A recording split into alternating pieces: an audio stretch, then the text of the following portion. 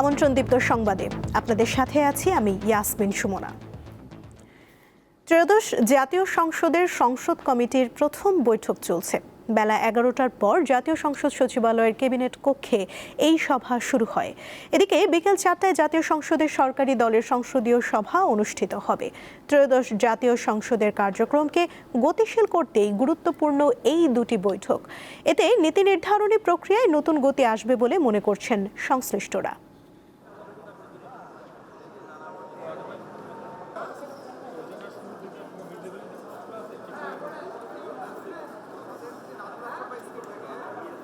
দর্শক, সংসদ ভবনে আছেন আমাদের সহকর্মী শিউলি শবনম, সরাসরি যুক্ত হচ্ছেন তিনি। শিউলি, বৈঠক ঠিক কখন শুরু হয়েছে, কারা কারা এসেছেন, কি বিষয়ে আলোচনা হচ্ছে, কিছু জানতে পেরেছেন কি? সুমনা, আপনি যেরকম বলছিলেন, আসলে জাতীয় সংসদ কমিটির যে সংসদীয় কমিটির যে প্রথম বৈঠক সেটা আসলে আজকে শুরু হয়েছে এবং আপনাকে জানিয়ে রাখি আগামীকাল দ্বিতীয় দফায় যে বৈঠক সংসদ যে অধিবেশন সেটা শুরু হবে। সংসদীয় অধিবেশনকে ঘিরে মূলত এই ধরনের সংসদীয় কমিটির যে বৈঠক সেটা অনুষ্ঠিত হওয়ার একটা রেওয়াজ রয়েছে এবং এই কমিটিতে মূলত 11 জন সদস্য বিশিষ্ট এই কমিটিতে জাতীয় সংসদের চিফ হুইপের সভাপতিত্বে অনুষ্ঠিত এই কমিটির সভায় জামায়াতের 3 সদস্য, এনসিপির 1 জন সদস্য এবং বাকি 7 জন সরকার দলীয় সদস্য নিয়ে মূলত এই কমিটি গঠিত হয়েছে এবং এই কমিটির বৈঠক সকাল ঠিক 11টায় শুরু হয়েছে। এবং আপনাকে জানিয়ে রাখি, যেহেতু আগামীকাল অধিবেশন শুরু হবে, সেই অধিবেশনকে ঘিরে আসলে যে সংসদ সদস্যরা রয়েছেন, যাদের যেসব সংসদ সদস্যের আবাসন সমস্যা রয়েছে, ঢাকায় যাদের মূলত থাকার জায়গা নেই, সেই সব সংসদ সদস্যদের জন্য আবাসন ব্যবস্থা ঠিক করা, যেমন ন্যাম ভবনে তারা উঠবেন বা কোথায় তাদের আবাসন ঠিক হবে, সেসব বিষয় মূলত এই সংসদীয় কমিটির বৈঠকে আলোচনা হবে। এবং এই আগামীকালের অধিবেশন ঘিরে মূলত এখন আমরা যেটা দেখতে পেয়েছি, জাতীয় সংসদ ভবনের চারপাশেও নিরাপত্তাও জোরদার করা হয়েছে এবং বিভিন্ন স্তরে বিভিন্ন রকম ডগ স্কোয়াড দিয়ে তল্লাশি করা হচ্ছে, সেসব বিষয়গুলো রয়েছে। এবং এই কমিটির সদস্যরা মূলত যেহেতু সংসদ অধিবেশন শুরু হবে, সেই অধিবেশনকে ঘিরেই প্রাক প্রস্তুতি বলা যায়, সেই প্রস্তুতিমূলক সব ধরনের আলোচনা করবেন। এবং আপনি যেটা বলছিলেন যে আজকে বিকেলে আরেকটি গুরুত্বপূর্ণ বৈঠক রয়েছে, সরকার দলীয় সদস্যদের একটি সভা রয়েছে। সেই সভায় প্রধানমন্ত্রী তারেক রহমানের উপস্থিত থাকার কথা রয়েছে এবং সেই সভার মাধ্যমে জাতীয় সংসদ আসলে কিভাবে পরিচালিত হবে সে বিষয়ের একটি দিক নির্দেশনামূলক বক্তব্য পাওয়া যাবে বলে আশা করা যাচ্ছে। এবং এছাড়া 133টি যে অধ্যাদেশ জারি করা হয়েছিল অন্তর্বর্তী সরকারের সময়, সেই অধ্যাদেশগুলোর বিষয়ে এই একটি সিদ্ধান্ত সেই বৈঠক থেকে আসার সম্ভাবনা রয়েছে। যেহেতু আপনি জানেন 2 এপ্রিলের মধ্যে এই অধ্যাদেশগুলোর উপরে একটি চূড়ান্ত প্রতিবেদন জমা দেওয়ার কথা রয়েছে। তো আজকের এই যে বিকেল 4টার যে বৈঠক, সেই বৈঠকে আশা করা যাচ্ছে যে জাতীয় অধ্যাদেশগুলোর বিষয়ে একটি সিদ্ধান্ত নেওয়া হবে। এছাড়া সংসদ সদস্যদের বিভিন্ন নীতি নির্ধারণীমূলক দিক নির্দেশনামূলক বক্তব্য আসলে আজকের বিকেলের যে বৈঠক, সে বৈঠক থেকে আসবে। এবং আপনি জানেন জাতীয় সংসদ অধিবেশন শুরু হওয়ার পর থেকে এর মধ্যে বেশ কয়েকটি গুরুত্বপূর্ণ মিটিং এবং বিশেষ কমিটির বৈঠক অনুষ্ঠিত হয়েছে, যেসব বৈঠকের মাধ্যমে আসলে জাতীয় সংসদ কিভাবে বেগবান থাকবে এবং গতিশীল থাকবে সেই বিষয়গুলো আসলে এই কমিটির মাধ্যমেই সংসদ সদস্যরা পেয়ে যাচ্ছেন। তো সুমনা, আশা করা যাচ্ছে যে এইসব বৈঠকের মাধ্যমে জাতীয় সংসদ পূর্ণদমে প্রাণচঞ্চল থাকবে। তো এই ছিল আমার কাছ থেকে সর্বশেষ। সংসদ ভবনের সামনে থেকে জানাচ্ছিলেন সহকর্মী শিউলি শবনম।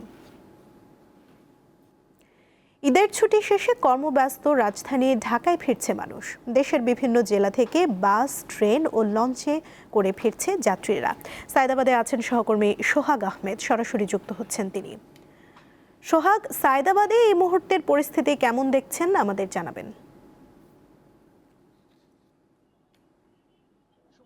আসলে দীর্ঘ ঈদের ছুটি শেষে কিন্তু রাজধানীতে ফিরতে শুরু করেছে কর্মজীবী মানুষ। আপনারা দেখছেন যে আমি এই মুহূর্তে দাঁড়িয়ে আছি সায়দাবাদ বাস টার্মিনালে। খুলেছে সব সরকারি, আধা সরকারি ও বেসরকারি অফিস। সকাল থেকে কিন্তু রাজধানীর প্রবেশ পথগুলোতে দেখা গেছে শহরে ফেরা মানুষের উপচে পড়া ভিড়। গত কয়েকদিনের যাত্রী খরা কাটিয়ে বাসগুলো উপভোগ্য ভিড় বাড়ায় পরিবহন শ্রমিকদের মাঝেও কিন্তু স্বস্তি দেখা গেছে। আপনি জানেন যে গত মঙ্গলবার সরকারি অফিস খুলে খুললেও গত বৃহস্পতিবার স্বাধীনতা দিবসের ছুটি, এরপর সরকারি ছুটি শুক্র শনিবার থাকায় আগামী রবিবার থেকেই কিন্তু রাজধানী তার পূর্ব ও চিরচেনা রূপে ফিরবে। সব মিলিয়ে ঈদ পরবর্তী ঢাকায় ফেরায় যাত্রীদের এবার তুলনামূলকভাবে স্বস্তিদায়ক থাকলেও আবারও কিন্তু ব্যস্ত হয়ে উঠবে রাজধানীর এই চিরচেনা রাজধানী। আমরা কিন্তু যাত্রীদের সঙ্গে কথা বলেছি, তাদের সাথে বলেছি যে আসলে এতদিন তারা ছুটি কাটিয়েছে পরিবার পরিজনের কাছে, এবং ভেঙে ভেঙে যেহেতু আপনার বন্ধগুলো পেয়েছে, একটানা বন্ধ পেয়েছে, সব মিলে কিন্তু যারা কর্মজীবী তারা মানে গত মঙ্গলবার থেকে কিন্তু তারা আপনার যার যার কর্মস্থলে কিন্তু তারা ডিউটি করেছে, কিন্তু পরিবার পরিজন যেহেতু আরো 2 দিন বা 3 দিন বন্ধ ছিল, তারা কিন্তু আস্তে আস্তে আবার ফিরতে শুরু করেছে। তো সায়দাবাদের বাস স্ট্যান্ড থেকে এই ছিল সবশেষ। সুমনা। সোহাগ, ধন্যবাদ আপনাকে। দর্শক, এখন যাব গাবতলীতে। সেখানে আছেন সহকর্মী এম এ হালিম। দক্ষিণাঞ্চল থেকে ঢাকায় ফেরা মানুষের খবর জানাচ্ছেন তিনি। হালিম, গাবতলী বাস স্ট্যান্ডে ভিড় কেমন দেখছেন? সার্বিক পরিস্থিতি জানান আমাদের। হ্যাঁ সুমনা, যারা ঈদে ঘরমুখ মানুষ ছিল তারা যারা আজকে ফিরতে শুরু করেছে, জানেন যে সরকারি ছুটির আজকে শেষ দিন এবং অনেকে কিন্তু দীর্ঘ একটি ছুটি নিয়ে তারা গিয়েছিল সেই 18 তারিখের পর থেকে, তারাই কিন্তু আজকে মূলত শেষ দিন। আজকে আমরা দেখতে পেয়েছি যে গাবতলীতে যারা আসছে ঈদে, যারা ঘরমুখ মানুষ, তারা কিন্তু যে সুখকর স্মৃতি খুব একটি তাদের নেই, তারা ভোগান্তি নিয়ে কিন্তু তারা আসছেন। অনেকে যেমনটি বলছেন যে বিশেষ করে যারা উত্তরবঙ্গ থেকে যারা আসছেন তারা কিন্তু দীর্ঘ কালকে রাত্রে 12টার সময় অনেকে কিন্তু বাস উঠে আজকে 12টার সময় এখানে নেমেছে এবং তারা ভোগান্তির বিষয়টি যেমনটি বলছিলেন, তাদের ভোগান্তিটি শুরু হয় সেই যমুনা ব্রিজের পশ্চিম পাশে থেকে, তারপরে এলেঙ্গার পর যেমনটি গাজীপুর যেটি চৌরাস্তা যেটি তার মোড়, এবং সবশেষে তারা যেটি ভোগান্তিতে পড়ে সেটি আশুলিয়ার বাই প্যালেস। তো এই দীর্ঘ ভোগান্তিতে তাদের একটি ক্লান্তির যে একটি ছাপ তাদের চেহারা আমরা দেখতে পেয়েছি এবং অনেকেই কিন্তু সেই বিরক্ত পরিবার পরিজনের সাথে তারা যেমন একটি আনন্দ করে তারা ঈদ উদযাপন করছিলেন, কিন্তু তাদের এই ঘরে তাদের যে কর্মক্ষেত্রে ফেরা তাদের সেটি কিন্তু সুখকর হয়নি। সব মিলিয়ে আমরা দেখতে পেয়েছি আজকে সকালবেলা কিন্তু যে গাবতলী শুরু থেকে কিন্তু টেকনিক্যাল পর্যন্ত এখানে কিন্তু ধাপে ধাপে একটি আমরা যানজট দেখতে পাচ্ছি এবং যিনি ট্রাফিক পুলিশের সদস্যরা রয়েছে তারা যেমনটি বলছিলেন যে আজকে আজকে শেষ ছুটির দিন হওয়াতে কিন্তু এই চাপটি পড়েছে এবং তারা কিন্তু এই যে যানজটটি তারা একটি সহনীয় পর্যায়ে রাখার চেষ্টা করছেন। সব মিলে যদি আপনাকে বলি যে এই মুহূর্তে যারা এই কর্মক্ষেত্রে যারা ফিরছেন, যারা এই ঢাকা সিটিতে যারা ফিরছেন বিভিন্ন স্থান থেকে, তারা কিন্তু একটি ভোগান্তি নিয়ে ফিরছেন। সুমনা। হালিম, ধন্যবাদ আপনাকে। সারা দেশে এখনো চলছে জ্বালানি তেলের সংকট। তেল না থাকায় বন্ধ রয়েছে অনেক ফিলিং স্টেশন। নওগাঁয় তেলের অভাবে অনেক ফিলিং স্টেশন বন্ধ রাখা হয়েছে, আর যেসব পাম্পে তেল সরবরাহ করা হচ্ছে সেখানে তৈরি হচ্ছে দীর্ঘ লাইন। ফিলিং স্টেশনের মালিকরা জানান, ডিপো থেকে চাহিদা মাফিক তেল না পাওয়ায় বাধ্য হয়ে বন্ধ রাখা হচ্ছে ফিলিং স্টেশন। একই চিত্র নারায়ণগঞ্জেও। জেলার ফিলিং স্টেশনগুলোতে ডিজেলের সরবরাহ স্বাভাবিক থাকলেও সংকট দেখা দিয়েছে পেট্রোল ও অকটেনের। আবার কোনো কোনো ফিলিং স্টেশনে কোনো প্রকার জ্বালানি না থাকায় বন্ধ রাখা হয়েছে সেগুলো।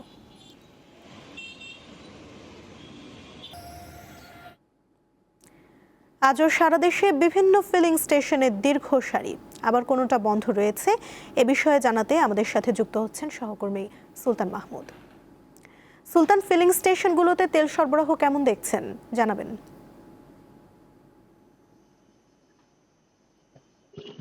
সুমনা, আপনি জানেন যে ঈদের আগ থেকেই দিনাজপুর সহ সারা দেশের যে তেল, বিশেষ করে অকটেন এবং পেট্রোলের যে সংকটটি ছিল সেটি কিন্তু আসলে দিন দিন আমার এই দিনাজপুর এলাকায়ও কিন্তু তীব্র আকার ধারণ করেছে। আমরা দিনাজপুর সহ বেশ কয়েকটি উপজেলা শহরে, দিনাজপুরের 13টি উপজেলায় 92টি পাম্প রয়েছে, তেলের পাম্প রয়েছে। আমরা বেশিরভাগ পাম্পগুলোতেই খবর নিয়েছি, আসলে অনেক পাম্পেই মানে বেশিরভাগই পাম্পে কিন্তু জ্বালানি সংকট রয়েছে, অর্থাৎ জ্বালানি তেল নেই। বিশেষ করে এমন করেই কিন্তু লিখে দেওয়া হয়েছে যে অকটেন নেই, পেট্রোল নেই।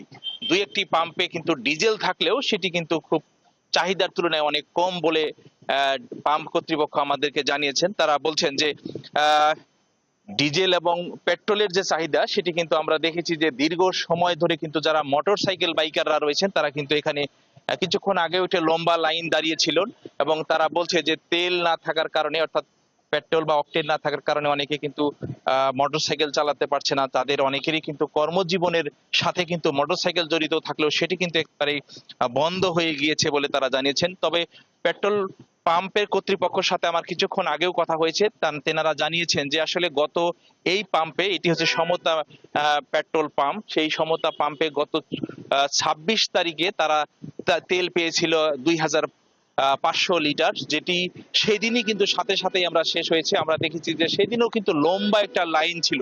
ঠিক একই চিত্র দিনাজপুরের প্রতিটি পাম্পেই। তারা বলছেন যে এখানে দিনাজপুরের যে পার্বতীপুরের ডিপু রয়েছে, এখানে পদ্মা, মেঘনা, যমুনার ডিপু রয়েছে, সেই ডিপু থেকেও তাদের যে চাহিদা মতো তেল, সেই চাহিদা মতো তেল নিয়েও কিন্তু তারা পাচ্ছে না। অর্থাৎ সেখান থেকে তারা অনেকে কিন্তু ঘুরে ঘুরে আসছেন, যার কারণে তারা কিন্তু পাম্পে কিন্তু তেল না থাকার কারণে এটি কিন্তু আসলে তীব্র আকার ধারণ করছে। তবে এখানে কর্তৃপক্ষরা আরো বলছেন, অর্থাৎ পাম্প কর্তৃপক্ষ বলছেন যে যখনই তেল আসে সেই তার চাহিদার তুলনায় কিন্তু সরবরাহ অনেক কম থাকার কারণে আসলে অল্প সময়ের মধ্যে তেল কিন্তু শেষ হয়ে যায়। কিছু কিছু পাম্পে আমরা দেখেছি যে পুলিশের উপস্থিতিতে কিন্তু তেল দেওয়া হচ্ছে, যার কারণে মানুষের যে তেলের যে একটা প্রতিদিনের যে মোটরসাইকেলের পেট্রোল এবং অকটেনের যে চাহিদা, সেটি কিন্তু পূরণ হচ্ছে না, যার কারণেই কিন্তু দিন দিন এই পেট্রোল এবং অকটেনের চাহিদা থেকে যাচ্ছে, যার কারণে মানুষ বিভিন্ন পাম্প ঘুরে তেল না পাওয়ার কারণে অনেকটা কিন্তু সংকট দেখা দিচ্ছে। তবে কিছু কিছু পাম্পে আমরা দেখেছি যে ডিজেলের তেমন সংকট নেই, এবং কর্তৃপক্ষ বলছে যে বেশিরভাগ পাম্পগুলোতেই কিন্তু ডিজেল রয়েছে, এবং ডিজেলের যে এখানে যে কৃষি আবাদটি রয়েছে, সেই আবাদের কিন্তু তারা যথেষ্ট সরবরাহ দিতে পারছে। সুমনা। দিনাজপুর থেকে জানাচ্ছিলেন সহকর্মী সুলতান মাহমুদ। উত্তরাঞ্চলের সবচেয়ে বড় হলুদের হাট গাইবান্ধার সাদুল্লাপুর ধাপের হাট। সপ্তাহে 2 দিন বসা হাটে বিক্রি হয় প্রায় 2 কোটি টাকার হলুদ। ঐতিহ্যবাহী এই হাটে রাজধানী সহ দেশের বিভিন্ন জেলা থেকে পাইকার ও বিভিন্ন কোম্পানির এজেন্টরা যান হলুদ কিনতে। এটি গাইবান্ধার সাদুল্লাপুর ধাপের হাট। প্রতি সোমবার ও বৃহস্পতিবার বসে হলুদের এই হাট। সূর্য ওঠার পর থেকেই চাষিরা হলুদ নিয়ে হাটে আসতে শুরু করেন। শুরু হয় ক্রেতা বিক্রেতাদের বেচাকেনার হাঁকডাক। সকাল 7:30টায় শুরু হয়ে বেচাকেনা চলে দুপুর পর্যন্ত। কৃষক ও ছোট পাইকারদের থেকে হলুদ ক্রয় করতে রাজধানী সহ দেশের বিভিন্ন জেলা থেকে আসে ক্রেতারা। পাশাপাশি নামিদামি প্রতিষ্ঠানের এজেন্টরাও এখান থেকে হলুদ ক্রয় করেন। কাঁচা হলুদ মন প্রতি বিক্রি হয় 800 থেকে 850 টাকায়, আর শুকনা হলুদ বিক্রি হয় 5,500 থেকে 6,000 টাকায়। আমি 7 শতক মাটি আবাদ করছি, আমার খরচ গেছে 1,000 টাকা। হলুদ আমি পাইছি হলো 17 গুণ। মোটামুটি লাভবান অন্য ফসল 5,000, 52, 51, 55 পর্যন্ত বিক্রি করা যায়। হলুদ গাছ থেকে 4 বিঘা আইজি কিছু হলুদ আর আনবের আছে। অন্যদিকে ক্রেতারা বলছেন গুণগত মান ভালো হওয়ায় দূর দূরান্ত থেকে তারা হলুদ ক্রয় করতে আসেন। 700 করে কিনি কাঁচাটা, সেগুলো একটু আয় হয়, 4,000 5,000 টাকা বিক্রি করি মন। এই হলুদটা আমি সিদ্ধ করে আবার প্রক্রিয়াজাতকরণ করে আমি অনলাইনে এটা বিক্রি করি। 800, 900, 1000 পর্যন্ত কিনে নিয়ে তাকে আবার ফির অন্য জায়গায় বিক্রি করি। তারা নাটোর নিয়ে যায়, জাসুরিয়া নিয়ে যায়, বিভিন্ন এলাকায় নিয়ে যায়। হাট মালিক সমিতির নেতারা জানান ক্রেতা ও বিক্রেতাদের জন্য উপযুক্ত পরিবেশ রয়েছে। আর এখানে কোনো ঝামেলা হয় না। এখানে এই যারা খুবই কম, এবং যারা বিজনেস করে তাদেরকে আলাদা ফ্যাসিলিটি দেওয়া আছে, এবং যারা গ্রাহক আছে তাদেরকেও আলাদা ফ্যাসিলিটি দেওয়া আছে। সংশ্লিষ্টরা জানান দিন দিন হাটের গুরুত্ব বাড়ার সাথে ক্রেতা বিক্রেতাদের সমাগমও বাড়ছে। সাদিয়া চৌধুরী, দীপ্ত, বার্তা কক্ষ। ঠাকুরগাঁওয়ে দিন দিন বাড়ছে তুলার আবাদ। চলতি মৌসুমে তুলার ফলনে খুশি কৃষকরা। চাষিরা স্বপ্ন বুনতে শুরু করেছে এই সাদা সোনার আবাদে। দেশের বস্ত্র খাতে তুলার ক্রমবর্ধমান চাহিদা মেটাতে ভূমিকা রাখছে ঠাকুরগাঁওয়ে উৎপাদিত তুলা। সাদা শুভ্র তুলার ক্ষেত এখন ঠাকুরগাঁওয়ের নতুন সম্ভাবনার প্রতীক। যে জেলায় আগে এটি সম্পর্কে কৃষকদের তেমন ধারণা ছিল না, সেখানে এখন অনেকে তুলা চাষ করে লাভের মুখ দেখছেন। তুলা থেকে মূলত সুতা ও বস্ত্র তৈরি হয়। বীজ থেকে পাওয়া যায় ভোজ্য তেল ও খৈল, আর গাছের অংশ ব্যবহার করা হয় জ্বালানি ও কাগজ শিল্পে। বাংলাদেশে বছরে প্রায় 80 লাখ বেল তুলার চাহিদা থাকলেও উৎপাদন হয় 1.5 লাখ থেকে 2.5 লাখ বেল। আশা করছি আমরা ওই 50 থেকে 20 মণ তুলা চাষ করতে পারবো। তুলা আবাদ করে মন ভালো, খারাপ না, ভালো, কিন্তু ফল দামটা একটু বাড়ার দরকার, খরচ বেশি। কৃষকরা জানান 1 বিঘা জমিতে খরচ হয় 25 থেকে 30 হাজার টাকা, ফলন হয় 20 মণ পর্যন্ত। বর্তমানে প্রতি মণের দাম 4,000 টাকা পাওয়া যায়। ফলে 1 বিঘা জমির তুলা বিক্রি হচ্ছে 70 থেকে 75 হাজার টাকায়। ফসল ভালো, ফলনও পাচ্ছি, অন্য ফসলের তুলনা, মানে এটা তো আমরা বেশি পাচ্ছি আর কি। গতবারে আমার মোটামুটি 16 মন 15 মন হয়েছে, এবার আরো আশা রাখি বেশি হবে, 17-18 মন পর্যন্ত হবে আর কি। ঠাকুরগাঁও জোনের প্রধান তুলা উন্নয়ন কর্মকর্তা জানান, তুলা চাষ লাভজনক হওয়ায় কৃষকদের আগ্রহ বাড়ছে। আমাদের জমির কোয়ালিটি ভেদে আমরা জাতগুলো কৃষককে সিলেকশন করে থাকি। যেমন যদি অনুর্বর জমি হয় সেখানে আমরা দেশি জাতগুলো দিয়ে আমরা পোষানোর চেষ্টা করি, আর যদি উর্বর জমি হয় সেখানে হাইব্রিড চাষাবাদের মাধ্যমে আমরা প্রায় 33 শতকে 18 থেকে 20 মন নিয়ে আসার চেষ্টা করি। এবছর প্রায় আমাদের 4000 চাষি আমার তুলা ঠাকুরগাঁও জোনে আছে। তারা সবাই আশাবাদী এবং আগামীতে আরো এই তুলা চাষটা বাড়বে বলে আমরা আশা করতেছি। 2025-26 অর্থ বছরে ঠাকুরগাঁওয়ে 564 হেক্টর জমিতে তুলা চাষ হয়েছে। হেক্টর প্রতি ফলন এসেছে প্রায় 4 টন। আফরিদ হাসান, দীপ্ত বার্তা কক্ষ। এবারে আন্তর্জাতিক প্রসঙ্গ। মধ্যপ্রাচ্য জুড়ে শুরু হওয়া ইরান যুক্তরাষ্ট্র ও ইসরায়েল যুদ্ধের 1 মাস পূর্ণ হয়েছে। গত 28 ফেব্রুয়ারি থেকে শুরু হওয়া যুক্তরাষ্ট্র ও ইসরায়েলের হামলায় ইরানে নিহত হয়েছেন 1900 জন মানুষ। এছাড়া ইরাকে 96 জন এবং উপসাগরীয় দেশগুলোতে আরও 30 জনের বেশি মানুষ নিহত হয়েছেন। এদিকে শনিবার ভোরে ইরানের বিভিন্ন জায়গায় হামলা চালায় যুক্তরাষ্ট্র ও ইসরায়েল। দেশটির কেরমানশাহ প্রদেশে মার্কিন ও ইসরায়েলি হামলায় অন্তত 20 জন নিহত হয়েছে। শনিবার ভোরে রাজধানী তেহরানে অবস্থিত বিভিন্ন সরকারি স্থাপনা এবং একটি বিশ্ববিদ্যালয়ে হামলা চালানো হয়। এর আগে শুক্রবার ইরানের বেশ কয়েকটি পরমাণু স্থাপনায় হামলা চালায় ইসরায়েলি বাহিনী। হামলার পর কড়া জবাবের হুঁশিয়ারি দিয়েছে তেহরান। এদিকে সৌদি আরবের প্রিন্স সুলতান বিমান ঘাঁটিতে ইরানের ক্ষেপণাস্ত্র হামলায় 12 জন মার্কিন সেনা আহত হয়েছে। ইসরায়েলের দিকে ব্যালিস্টিক ক্ষেপণাস্ত্র ছুড়ে আনুষ্ঠানিকভাবে যুদ্ধে যোগ দিয়েছে ইয়েমেনের হুতি বিদ্রোহীরা। মার্কিন পররাষ্ট্রমন্ত্রী মার্কো রুবিও বলেছেন, কয়েক মাস নয়, যুদ্ধ আগামী কয়েক সপ্তাহের মধ্যেই শেষ হবে এবং স্থলবাহিনী ছাড়াই ওয়াশিংটন লক্ষ্যে পৌঁছাতে পারবে।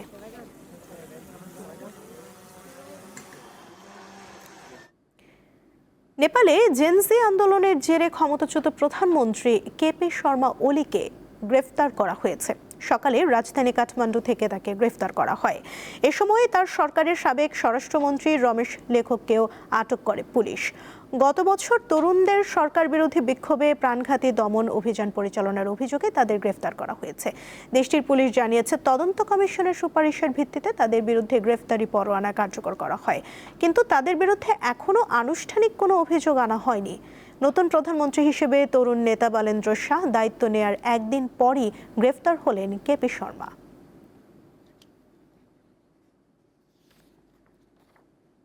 খেলার খবর। সাফ অনূর্ধ্ব 20 চ্যাম্পিয়নশিপে নিজেদের দ্বিতীয় ম্যাচে আজ ভারতের মুখোমুখি হবে বাংলাদেশ। মালদ্বীপের মালে স্টেডিয়ামে ম্যাচ শুরু হবে বিকেল 4:45টায়। সাফ অনূর্ধ্ব 20 চ্যাম্পিয়নশিপে 1 ম্যাচ জিতেই সেমিফাইনাল নিশ্চিত করেছে বাংলাদেশ ও ভারত। আর টানা 2 ম্যাচ হেরে আগেই বিদায় নিয়েছে পাকিস্তান। এই ম্যাচ জিতেই শেষ 4-এ যেতে চায় লাল সবুজের প্রতিনিধিরা। বর্তমানে 2 দলেরই সংগ্রহ 3 পয়েন্ট, তবে গোল ব্যবধানে এগিয়ে থাকায় টেবিলের শীর্ষে রয়েছে ভারত। গ্রুপ চ্যাম্পিয়ন হতে হলে বাংলাদেশের সামনে জয়ের বিকল্প নেই। ম্যাচটি ড্র হলে রানার্স আপ হিসেবে সেমিফাইনালে উঠতে হবে বাংলাদেশকে। এই ছিল এখনকার মতো। পরবর্তী সংবাদ দুপুর 2টায় দেখার আমন্ত্রণ রইল। এতক্ষণ সঙ্গে থাকার জন্য ধন্যবাদ সবাইকে।